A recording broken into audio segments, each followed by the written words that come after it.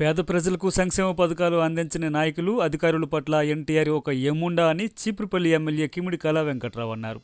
స్వర్గీయ నందమూరి తారక రామారావు 29వ వర్ధంతి సందర్భంగా చీపురుపల్లి, గరివిడి మండలాల్లో ఎన్టీఆర్ విగ్రహాలకి పూలమాలలు వేసి ఎమ్మెల్యే, ఆయన తనయుడు రామ్మలిక్ నాయుడుతో కలిసి ఘనంగా నివాళులర్పించారు. ఈ సందర్భంగా ఆయన మాట్లాడుతూ, దేశంలో తెలుగు ప్రజల ఆత్మగౌరవం స్వర్గీయ ఎన్టీఆర్ అన్నారు. కాంగ్రెస్ అరాచక పాలనతో కొట్టుమిట్టాడుతున్న ప్రజలకు అండగా నిలబడి 9 నెలల్లోనే ముఖ్యమంత్రి అయిన ఏకైక వ్యక్తి ఎన్టీఆర్ అని కొనియాడారు. ప్రభుత్వం అందించే సంక్షేమ పథకాలు రాష్ట్ర శివార్లలో ఉన్న ఏజెన్సీ ప్రాంతాలకు కూడా అందేలా చేసిన గొప్ప వ్యక్తి ఎన్టీఆర్ అన్నారు. అనంతరం చీపురుపల్లి పార్టీ కార్యాలయంలో ఏర్పాటు చేసిన రక్తదాన శిబిరంలో ఆయన పాల్గొన్నారు. ఈ కార్యక్రమంలో చీపురుపల్లి మండల నాయకులు రౌతు కామనాయుడు, దన్నాన రామచంద్రుడు, గరివిడి మండల నాయకులు పైల బలరాం, సారిపాక సురేష్, గొర్ల మండల నాయకులు కిరణ్ రాజు, వెన్నె సన్యాసినాయుడు, మెరకముడిద మండల నాయకులు తాడ్డి సన్యాసినాయుడు, తాడ్డి చందు, టీడీపీ నాయకులు ముళ్ళు రమణ, రెడ్డి లక్ష్మణ, దాసిరి శివప్రసాద్, వెంపడాపు రమణమూర్తి, రెడ్డి గోవింద్, జనసేన నాయకులు కోట్ల కృష్ణ తదితరులు పాల్గొన్నారు.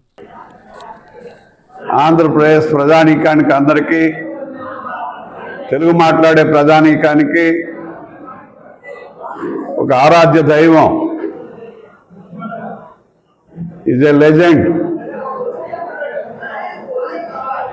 ఆయన కారణ జన్ముడు.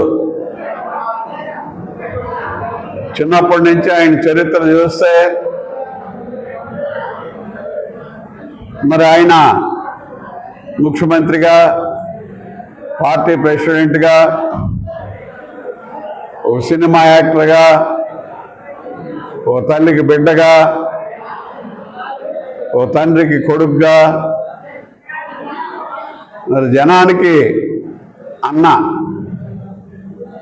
రెండు రాష్ట్రాల్లో ఉండే తెలుగు ప్రజానీకం అంతా కూడా అన్నగారు అని పిలవటం గౌరవప్రదమైనటువంటి పేరు.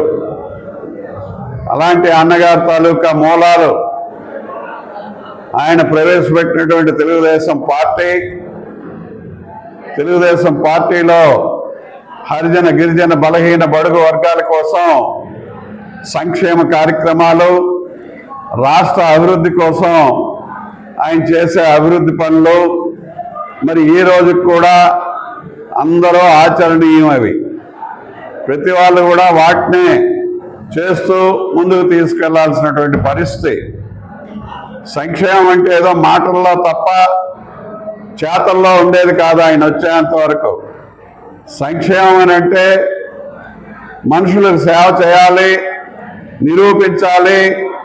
మరి ఇచ్చినటువంటి ₹2 కిలో బియ్యం కొండల్లో ఉండేటటువంటి ఐటీడీఏ గిరిజనులు ఎవరైతే ఉంటారో మరి 20-30 కిలోమీటర్లు నడిచెళ్ళి అక్కడ ఆ గిరిజన జనానికి కూడా ₹2 కిలో బియ్యం అందకపోతే నేను యముండా అంటే, ఆ బియ్యం అందకపోతే నేను యముండా. పేద ప్రజలకి తను ఇచ్చినటువంటి రాయితీలు ఏవైతే ఉన్నాయో ఆ బియ్యం పథకం కానీ మిగతా పథకాలు పేదలకు చేరాలి. చేరకపోతే యముండా అంటే ఏంటి? మనిషికి పుట్టినప్పుడు ఏడుస్తూ పుడతాడు, 100 ఏళ్ళు బతుకుతాడు. ఎన్నాళ్ళు బతకాలనేది, ఎప్పుడు తెలియాలనేది తప్పు చేస్తే ఏం చేస్తాడు? యముడే లాగేస్తాడు. అంటే అక్కడితో సరి. అది పేదవాడికి బియ్యం అమ్మకపోతే నేను యముండా. అందుకోసం బియ్యం అంది పేదవాడింటికి చేరేవి. ఆ పద్ధతి రాష్ట్రం మొత్తం అదే కాకుండా దేశం మొత్తం కూడా